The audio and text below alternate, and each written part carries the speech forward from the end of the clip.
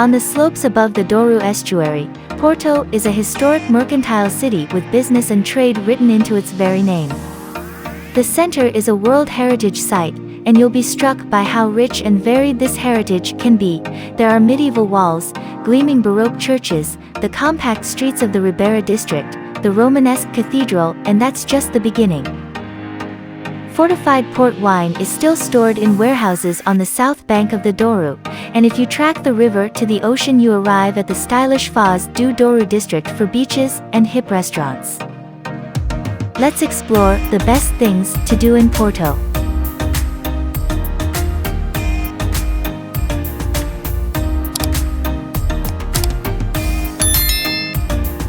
Number 1.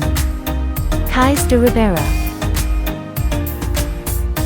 A little chaotic and great fun to explore, Porto's riverside area is a very picturesque piazza where tourists and locals mingle. There are bars and restaurants around every corner, and these line the riverside walk too. You'll have a perfect shot of the iconic Luís I Bridge from here, and if you duck through the arcades there's a confusing maze of steep streets and stairways between pastel-painted houses in varying states of repair. The Cais da Ribeira has been spruced up a little in the last few years, and information boards have been installed to tell you about this district's characters and businesses when it was Porto's hive of commerce.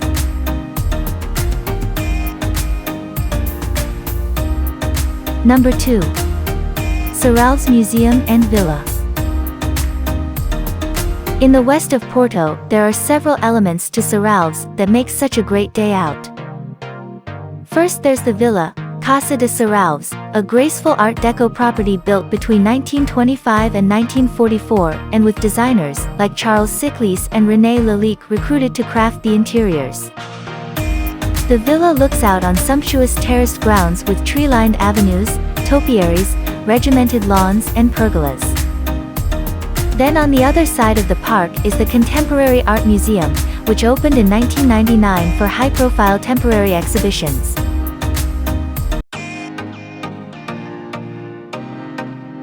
Number 3. Luís I Bridge. An industrial symbol for Porto, this twin-level metal arched bridge opened in 1886. It was conceived by the German engineer Theophile Seyrig, who co-founded the Eiffel Company. The bridge crosses the steep, rocky banks of the Douro and rises to almost 45 meters. There's a bird's-eye view of the Cais da Ribeira from the top level, which is also used by Porto's light railway.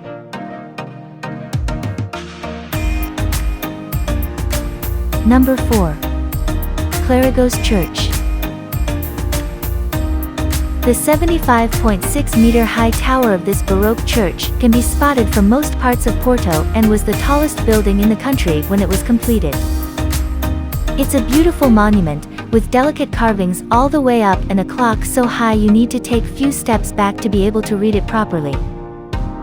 This was the last section of the church to be completed and dates to 1763, with a design inspired by the campaniles of Tuscany.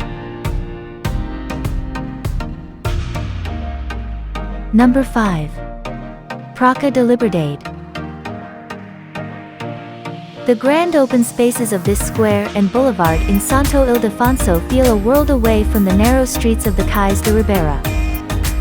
The Praça da Liberdade was plotted as a new urban layout in the 18th century and bounded to the south by the neoclassical Palácio das Cardosas, an 18th century convent turned hotel.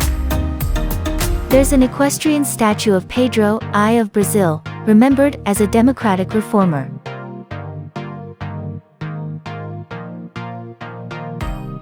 Number 6. Porto Cathedral. This stern-looking building calls the shots from the oldest part of Porto. You'll arrive on the Terreiro de Sé, an esplanade that lets you survey the city's rooftops and monuments like the Clérigos Church Tower. Despite going through a lot of changes over time, the cathedral has kept big pieces of its original 12th century architecture. When it was built it would have had a defensive role, as you may tell from the buttresses, arrow loops and crenellations. Number 7. Jardins do Palácio de Cristal. This was the site of Porto's Crystal Palace, which lasted from 1865 to 1961 and was modelled on the monument in London. These gardens were devised to complement that palace and were landscaped by the German Emil David. His design is still in place, and there are fountains and allegorical sculptures to the seasons. The gardens are planted with ginkgo, pines, camellias, rhododendrons, and beech trees, and your path might be crossed by a peacock or two.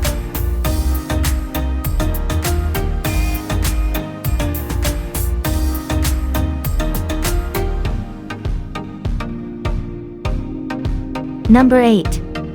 Soares dos Reis National Museum.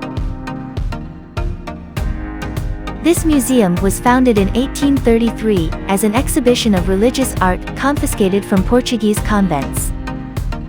A lot of these pieces are still on display, while much of the earlier art was taken from followers of the deposed King Miguel I. It is named for Antonio Soares dos Reis, a 19th-century sculptor from Vila Nova de Gaia on the south bank of the Douro. There are a few pieces by Soares dos Reis here, as well as other vaunted Portuguese painters and sculptors like Silva Porto, Vieira Portuense, Domingos Sequeira and Miguel Angelo Lupi.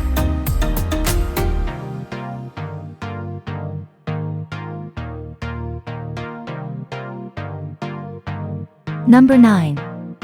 Livraria Lello. You have to call in at this delightful bookshop on Rua das Carmelitas. The building goes back to 1906, though the actual business is much older, and the shop is often touted as one of the best in the world. A lot of this is down to the architecture. The Livraria Lello has an Art Nouveau design, with plenty of nods to the Gothic in its traceries, murals, and pinnacles on the facade. The sinuous wooden staircase, ceiling piping and stained glass skylight inside are all stunning. Number 10. Port wine. It would be very easy, but probably not a good idea, to do nothing but drink port and tour cellars in Porto. These are located on the south bank of the Douro, in Vila Nova de Gaia. A few, like Real Companhia Velha, Caves Sandman and Taylor's Port, have histories going back hundreds of years and come with museums documenting their story. As for the wine, it becomes fortified by adding grape spirit, which halts fermentation and helps port keep its sweet flavor.